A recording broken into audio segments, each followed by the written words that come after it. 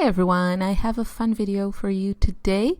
I hope you will agree. I am playing with the Jean Haines collection. So Jean Haines, if you're not familiar, she's a world-renowned watercolor artist. She has many books. She teaches all over the world.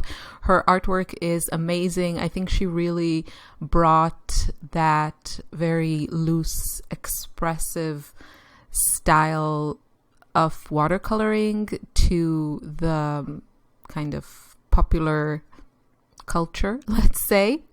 But I think for a lot of people, that's kind of their first encounter with that kind of watercoloring, and I love it. I hope you do too. So anyway, she has been working with Daniel Smith for a long time, and now she brought out this set. Now I didn't buy the whole set because I had most of the colors, and I just got some of the ones that I didn't have. And you can see there's one stick in there. That's the Imperial purple. When I ordered from Jackson's, they didn't have that color in a tube in stock. So that's why I got the stick. I have two other sticks and they work really well. You don't have that, flexibility of being able to just pour them into whatever size pan that you're working with, but it's pretty easy to kind of cut them with a knife or break them to pieces. So it doesn't really bother me. And it is, quite convenient. You don't have to squeeze these tubes. You don't have binder going everywhere. I think they are also the most economical choice from the Daniel Smith range. So definitely something to check out and try. They're also very travel friendly, because you don't have tubes. So I picked up I didn't want to wait for the color to come in stock. So that's why I have the stick. And the set has 10 5-milliliter tubes, and two of the colors are only available as 5-milliliter tubes in that set. And those are the Aussie Red Gold and the Imperial Purple. I did get a few of the greens. I got them in tubes because I only had half pans that I've already used, and I really just wanted to have the tube. So the set, I think the set is really interesting. I think she did a really good job with picking colors that are interesting and exciting, as she says. As preparation for this video, I watched her videos talking about her set, and it is, it is exciting to hear her talk about it and play with it. But I have to say that I've taken her classes. I have most of her books. I think she's fantastic. But I think probably I always rate these things with also frustration level, inspiration level, 10 out of 10, excitement level, 10 out of 10. You see it, you want to get into the colors. She really gets you excited about watercoloring. And then you do an exercise, and she has these really simple exercises, and you see watercolor flows, and it's amazing, and you're happy. And then you try and paint something like her, and everything falls apart. And you crawl into a corner and cry yourself to sleep. Of course, I'm just being really stupid and dramatic, but she's one of these artists that I find sometimes are very frustrating to learn from, because she's been painting just with watercolors for decades. And I think when you do that, I think sometimes you what seems very simple to you is really, really complicated for other people who have only painted for a few years even, or for sure a few months. And she, just with a flick of her brush, she just creates beautiful lines. And it's really, really hard to paint like that, which is kind of obvious. She's really at the top of her game. If it was that easy, everyone would be doing it. But, you watch her and she's like, oh, this is so easy and simple and blah. And you're like, nope, it's not. It's really, really hard. So, but Of course, these colors have nothing really to do with that. And I think they are a really good representation for her style, in the sense of, I'll put the, like the boring details below. You can find the list of the colors kind of everywhere. So I thought I would just give you kind of my take on this. There are also other videos online, and you can see people talk more about like the pigments. These have a few interesting like combinations of pigments, like paints that are not just one pigment. And I think what she did really well with her choice of colors here, if you're familiar with her work and her style, she, in general, she uses a lot of colors. She says it herself that she falls in love with new colors all the time. But at any one given painting, I don't think I've seen her use more than like 4 or 5 colors.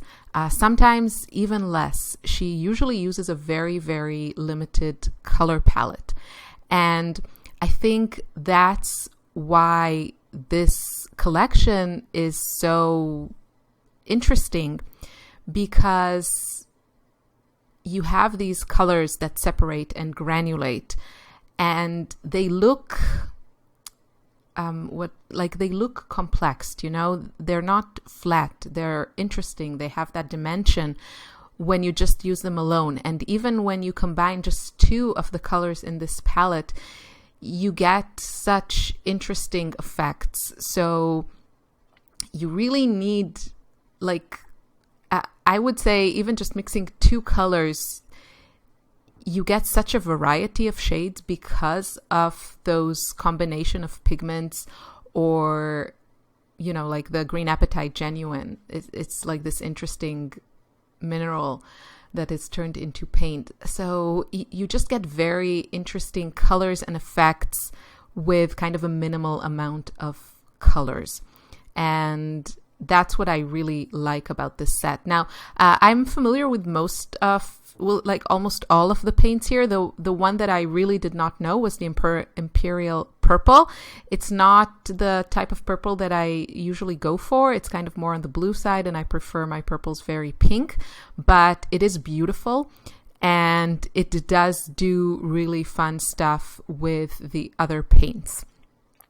As for granulation, as you probably guessed, almost all of the colors here are granulating, so 8 out of the 10. The ones that are not are the Nickel Azo Yellow and the Quinacridone Magenta, which I have to say was kind of, I think for me, that was the one disappointing color, even though I understand why she chose it. And I definitely think that when it's combined with kind of the opera pink or one of the yellows or the orange, Aussie Red Gold, I guess it's more of an orange than a yellow, I see what she means. It definitely gives you that kind of deeper tone. But it's like, for me, it's one of the more boring colors in this set. And another thing is the 3 greens. Now, I understand why she went with them. Cascade green, absolutely. That's such a fantastic green. It's probably one of the best in the Daniel Smith range. The other 2, I don't know. I guess they're interesting. I think maybe they're a little bit too similar. I'm kind of surprised she didn't go for a more kind of traditional turquoise, because she does use a lot of turquoise in her artwork. And I know she really loves the Sleeping Beauty one. It's a little bit of an expensive paint, so maybe she also wanted to keep the price here, or Daniel Smith wanted to keep the price low, but I'm just speculating. The Cascade green is actually a very beautiful turquoisey green, let's say. Let's move on a little bit to mixing the colors. So you see, I kind of swatched them very loosely. As I've said, I am familiar with pretty much all of these except Imperial Purple. And I wanted to take a look with you together at the mixing chart. So this is a mixing chart you can find on the Daniel Smith website. And you can see that this palette offers a wide range of mixes, but it's definitely not the most versatile one. And, I'm guessing that most people that will buy this will have more paint. Probably if you have a few more basics, I would say like ultramarine blue or cobalt blue, and then maybe if you like some earthy tones, and for me, quinacridone rose is probably always a must, then you can really have a lot of versatility. There's a lot of green here, but I do think the neutrals are beautiful. All these muted purpley shades are lovely, and there's a lot here. So I was just playing around. I thought, let's take a look at like a triad. What would more or less primary triad here would do? And I started with the Nickel Azo Yellow and Opera Pink. Opera Pink is a color I rarely use, but I do recognize how gorgeous and striking it can be, especially in mixtures. It really gives that, added glow, probably because it is fluorescent and fugitive color. Everyone knows it. It's not light fast, so make your own decisions. I personally don't have an issue with that, and I'm okay with whatever I paint to not look exactly like that in years to come, but you make your own educated decisions. So, and I paired these two with Lunar Blue, and I have a video dedicated to Lunar Blue. It's a gorgeous color, and I think she did a really good decision including it in this set. So this triad is amazing. It really makes me happy. All the mixes here are ones that I really love. The Nickel Azo Yellow and Opera Pink together create the most luminous corally colors, and then you have like really beautiful purples, and also the greens are kind of on the more yellow side because Lunar Blue is a very kind of warm blue. And now I'm trying the Aussie Red Gold with quinacridone magenta and Cascade green, and this is also an interesting combo. I think Aussie Red Gold is a color that it's one of those colors that I think one has to use cautiously, because it is like so intense and kind of a bit wow in your face. I know Jean Haines used to paint a lot with Schmincke transparent orange, and I have that also. I should do kind of a side-by-side comparison. I think this is probably what she would replace that one with, this very, very lively orange. It's a lovely color. I like it. I don't use it a ton.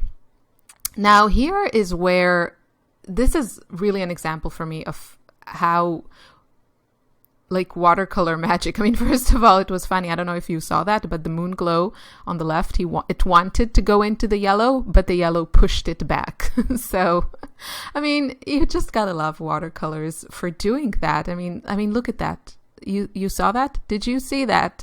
How the yellow just pushed itself into those purples. And I think this, I hope you can see, I know the lighting is kind of changing. This is where these types of colors, like Imperial Purple, like Moon Glow, I think everyone knows Moon Glow. This is where they really, really shine, and where you see how complex of